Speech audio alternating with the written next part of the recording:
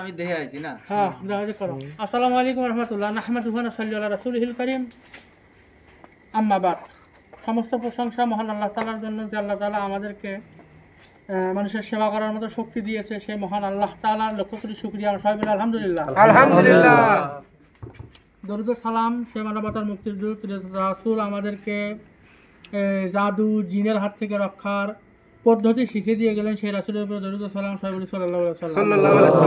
আমরা আজকে অনেকগুলো রোগীর কাজ করেছি, তার মধ্যে আসেন, এদিকে আসেন, এদিকে আসেন। ভয় লাগা? হ্যাঁ, মানুষ দেখলে সমস্যা নেই, আসো। দেখেন, আপনারা মাঝে মধ্যে আমাদেরকে বলেন যে সাক্ষাৎকার রুগীরা দেয় না কেন। দেখেন, রুগীরা নিজেরাই বলে না যাওয়া যাবে না ভিডিওর সামনে। কেন? যে ভিডিওর সামনে গেলে সমস্যা, মানুষ দেখবে। শত্রুরা যদি আবার দেখে আবার করবে।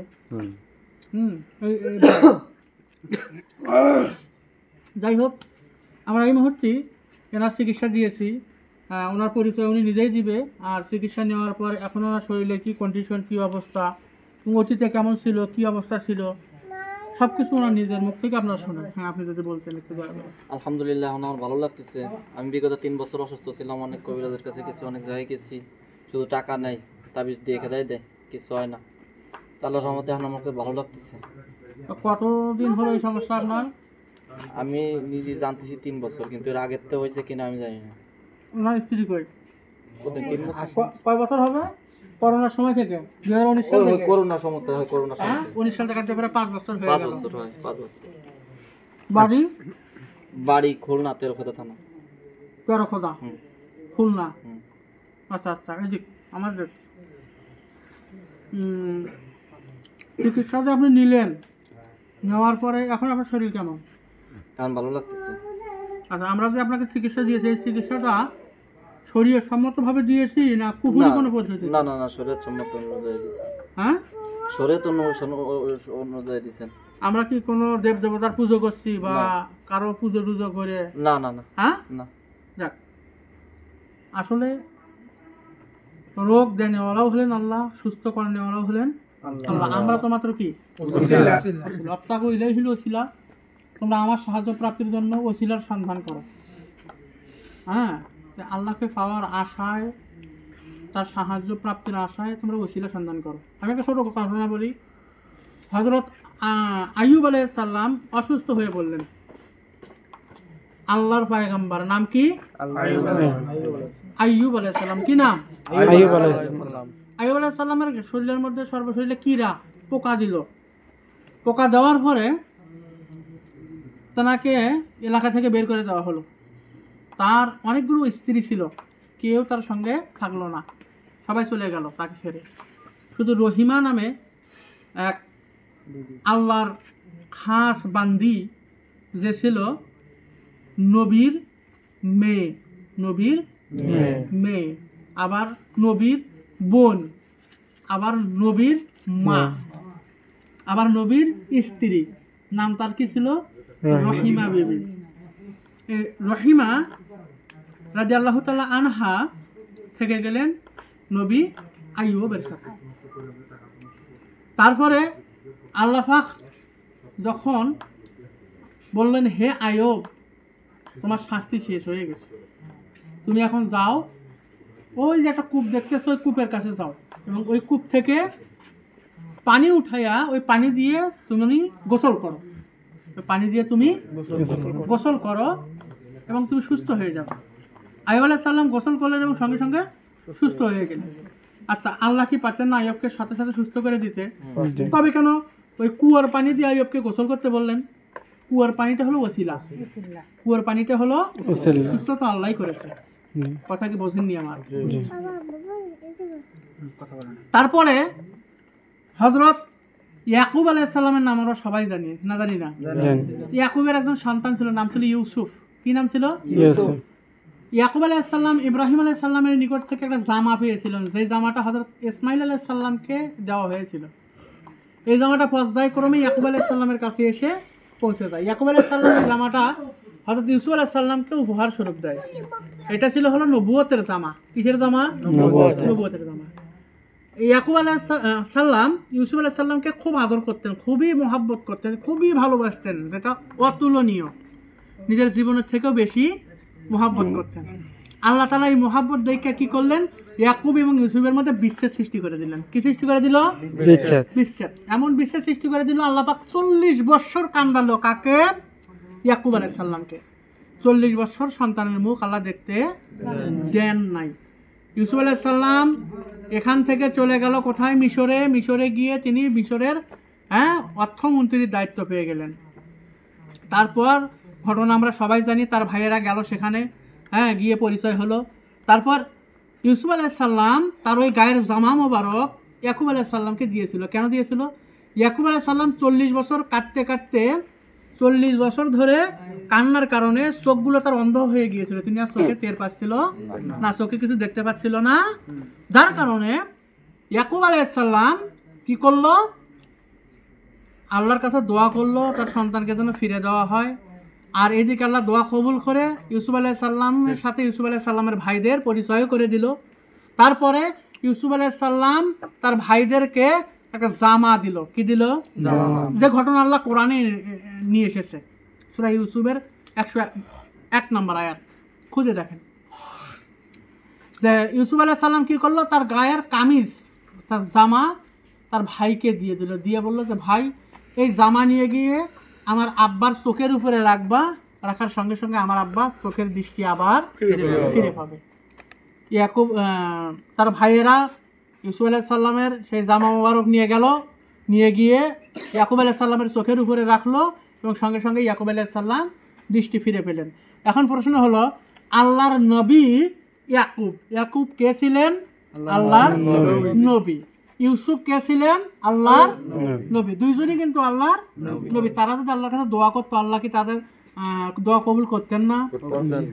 ইয়াকুব আলাইহিস সালামের চোখ কি ভালো করে দিতেন না?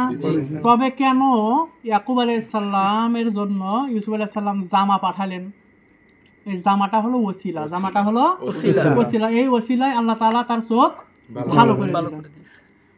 আমরা আরো জানি যে জুলেখার সাথে ইউসুফের প্রেম ছিল, কি মহাব্বত ছিল। জুলেখা 40 বছর ধরে কাটতে কাটতে জুলেখা বুড়ি হয়ে গিয়েছিল। তখন মিশরের ফেরাউন যারা ছিল, তার বাদশাহ যারা ছিল, এরা এবং জাদুকর যারা ছিল, এরা জ্যোতিষ যারা ছিল, এরা সবাই ইউসুফকে বললো, তুমি যদি আল্লাহর পয়গাম্বর হয়ে থাকো তাহলে তুমি জুলেখার চক্ষু ভালো করে দাও এবং তার রূপ সৌন্দর্য আবার নিয়ে আসো দেখি ফিরে। তখন ইউসুফ আলাইহিস সালাম তার গায়ের চাদর মোবারক, তার গায়ের চাদর মোবারক হযরত জুলেখা রাদিয়াল্লাহু তাআলা আনহার কি গায়ের উপরে দিয়ে দিলেন এবং আল্লাহর কাছে ফরিয়াদ করলেন সেজদা দিয়ে। এবং সঙ্গে সঙ্গে চাদরটা আল্লাহ উঠাতে বললেন, ইউসুফ তুমি চাদরটা উঠাও। চাদরটা উঠানোর পরে দেখে জুলেখা আবার যুবতী হয়ে গেছে। জুলেখা আবার যুবতী হয়ে গেছে। আলহামদুলিল্লাহ। তাহলে নবী দোয়া করলেই তো যুবতী হয়ে যেতেন, চাদরটা কেন দিলেন উপর দিয়ে? ওসিলা। এটা কি ওসিলা? এই জন্য প্রত্যেক কর্মে কি আছে? ওসিলা আছে। আমরা অসুখ হলে ডাক্তারের কাছে যাই ঔষধ খাওয়ার জন্য। ডাক্তার কি আমাকে সুস্থ করে? কে সুস্থ করে? আল্লাহ। ডাক্তার তাহলে কি? ঔষধ তাহলে কি? ঝাড়ফুঁক তাহলে কি? তাবিজ কবজ কি? কেউ যদি মনে করে তাবিজ দেওয়ার কারণে সুস্থ হয়েছি, সে শিরিক করলো। কেউ যদি মনে করে আমি ঔষধ খাওয়ার কারণে সুস্থ হয়েছি, সে শিরিক করলো, সে মুশরিক। ক্ষমতার উৎসকে আল্লাহ। মনে থাকবে তো। অতএব আল্লাহ তাআলা হলেন সব ক্ষমতার মালিক, আমরা মাত্র কি? ওসিলা। আল্লাহ আমাদেরকে ক্ষমতা দিয়েছে মানুষের রোগকে শেফায়ে কুল্লিয়া দেওয়ার। আমরা দোয়া করি মাত্র, বাকিটা আল্লাহ দেখেন। আমরা কি করি? দোয়া করি এবং কিছু ওসিলা গ্রহণ করি, কিছু ওসিলা গ্রহণ করি, কিছু হাকিকত গ্রহণ করার ফলে আল্লাহ তাআলা ইহার মাধ্যম দিয়ে রোগীদেরকে কি দেয়? সুস্থতা দেয়। আল্লাহর রহমত, আমরা যদি 100টা জিন জাদু রোগী দেখি 100টাই সুস্থ হয়। হয়তো 100টার মধ্যে একটা রোগী ফেল খায়, তবে 99টা রোগী আল্লাহর রহমত সুস্থ হয়। এখন পর্যন্ত জিন জাদুর কোনো রোগী আমাদের কাছে এসে সুস্থ হয়নি, এমন রেকর্ড আমাদের নাই। আলহামদুলিল্লাহ, এমন কোনো রেকর্ড আমাদের নাই। তবে বশীকরণ বা বিচ্ছেদ এই ধরনের কাজগুলো 100টা করলে আমাদের 95 থেকে 98টা কাজ আল্লাহর রহমত হয়। হয়তো 4-5টা কাজ মিস হয়, 4-5টা কাজ মিস হয়। এই মিস হওয়ার পিছনে কারণ হলো হয়তো আমি রুগীদেরকে বলছি যে আপনারা এই কাজগুলো এইভাবে করবেন, হেই বেড়া সেইভাবে করে নাই, অন্যভাবে করছে। তখন মিস হয়ে যায়, তখন দোষ হয় কার? আমাদের। বা কাজ সম্পূর্ণ করতে কি বলে, কাজ করতে দিয়েছি, কাজ সম্পূর্ণ করেন। এই যে কিছুদিন আগে কয়েকদিন আগে একটা লোক কাজ করে নিয়ে গেছিল, আজ থেকে 25-26 দিন আগে। 3 দিনেতে তার বউ চলে আসছে, 3 দিনে তার স্ত্রী চলে আসছে তার কাছে। তাকে বলেছিলাম যে আপনি একটা ওই মানতিটা আপনি দিয়ে দেন, যেটা মানত করছেন ওই মানতটা আপনি দিয়ে দিয়েন, আপনার তো কাজ হয়ে গেছে, আপনি মানতটা পূর্ণ করে দিয়েন। হে বেটা মানত পূর্ণ করে নাই। বউ আবার বলে গত 2 দিন না 1 দিন হলো, কালকে চলে গেছে। এটা কি দোষ মুহাম্মাদের? এটা কি দোষ মুহাম্মাদের? আপনারা বলেন এটা কি দোষ মুহাম্মাদের? এটা তো দোষ তো তার। সে যদি মানতিটা পূর্ণ করতো, মানবটা পূর্ণ করতো, তাহলে তা তোর বোঝাইতো না। আসলে কৃপণ যারা, তাদেরকে আল্লাহ মারে মানতের মাধ্যম দিয়ে। হাদিসের মধ্যে এসেছে কোনো ব্যক্তি যদি দান সাদাকা না করে, আল্লাহ তাআলা ওই ব্যক্তির ঘরে বিপদ আপদ দিতে থাকে। তখন ওই ব্যক্তিটা বিপদের কারণে কি করে? মানত করে। কি করে? মানত করে। মানতের কারণে রব্বে কারিম ওই ব্যক্তির ওই কাজটা সম্পূর্ণ করে দেয়। তো অতএব আমরা মাত্র ওসিলা, আর আমাদের জন্য দোয়া করবেন আপনারা সবাই, আমরাও আপনাদের জন্য দোয়া করি। আল্লাহ আমাদেরকে যেন জাতির সেবা করার তৌফিক দেয়। আরে জাতিকে স্কুল কলেজ করে দিতে না পারি, রাস্তাঘাট করে দিতে না পারি, জাতিকে অন্তত পক্ষে সঠিক চিকিৎসাটা দিতে পারবো, বিশেষ করে জিন ও জাদুর চিকিৎসাটা সঠিকভাবে দিতে পারবো। জাতির অন্য উপকার না করতে পারি, কিন্তু জাতিকে ইনশাল্লাহ কারো বউ যদি চলে যায়, তাকে বউকে আমরা নিয়ে এসে দিতে পারবো ইনশাআল্লাহ। যাক, আমাদের জন্য দোয়া করবেন, আমরা আপনাদের জন্য দোয়া করি। এই ব্যক্তির জন্য আপনারা দোয়া করবেন, আল্লাহ পাক যেন তাকে শিফায়ে কুল্লিয়া আজেলা কামেলা সম্পূর্ণরূপে দান করে, আর যেন পরবর্তীতে আল্লাহ পাক ওনার ঘাড়ের উপরে এরকম কোনো বোঝা যেন না দেয়। এই বলে আজকের মধ্যে এখানে বিদায় নিচ্ছি। আখির দাওয়ানা আলহামদুলিল্লাহি রাব্বিল আলামিন। সুবহানাকাল্লাহুম্মা বিহামদিকা আশহাদু আল্লা ইলাহা ইল্লা আনতা আস্তাগফিরুকা ওয়া আতুবু ইলাইক। আসসালামু আলাইকুম ওয়া রাহমাতুল্লাহ।